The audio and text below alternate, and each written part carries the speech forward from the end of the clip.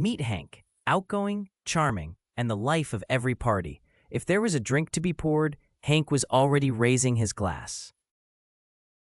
To everyone else, he looked like he was just having fun, but every sip was slowly writing a chapter he would never finish. It started innocently enough. Weekend beers with friends. A few laughs, a little too much now and then. But what began as social drinking quietly crept into his weekdays. Monday stress meant whiskey. Wednesday fatigue called for vodka.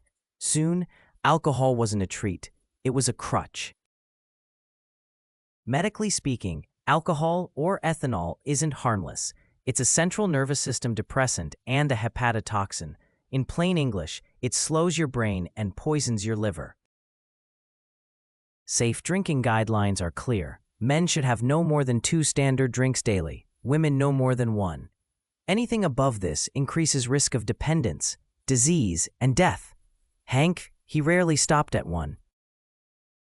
The liver processes alcohol into acetaldehyde, a toxic chemical more damaging than the alcohol itself.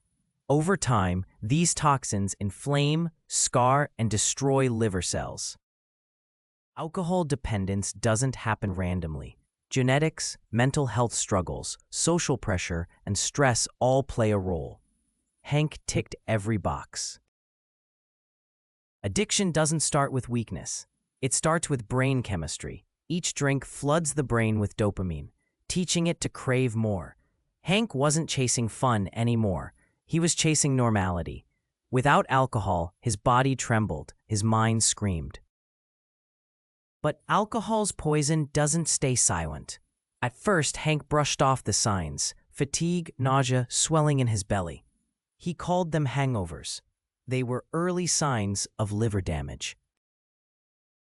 Then, his skin and eyes turned yellow. This wasn't a suntan, it was jaundice.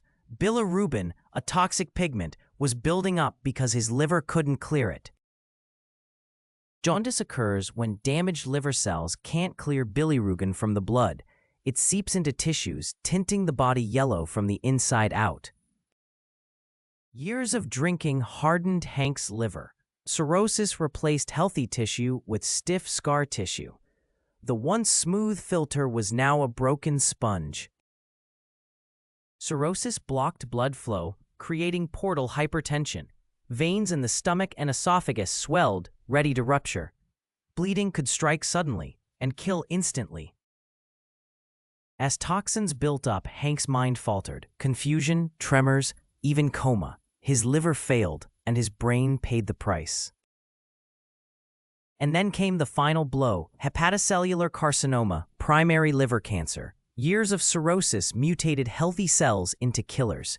Hank's liver was beyond saving. Hank's last call wasn't at a bar. It was in the ICU, surrounded by machines instead of friends. Alcohol had poisoned his liver, his brain, and his life. Here's the truth. Alcohol is a socially accepted poison. Legal doesn't mean safe.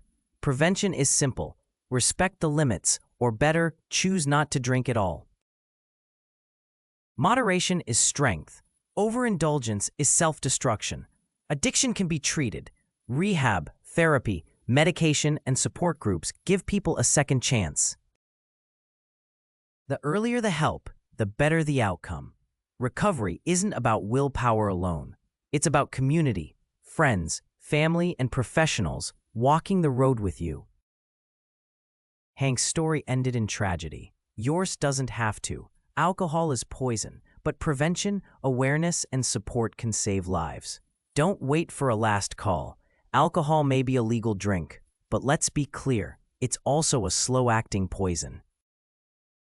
Hank's story is a reminder. Your liver doesn't get second chances. If you found this episode of Medical Minute eye-opening, give it a thumbs up. Subscribe and hit the bell so you never miss the truth behind the myths. Because sometimes the most important prescription is knowledge. And remember, when it comes to alcohol, the smartest toast might just be with water.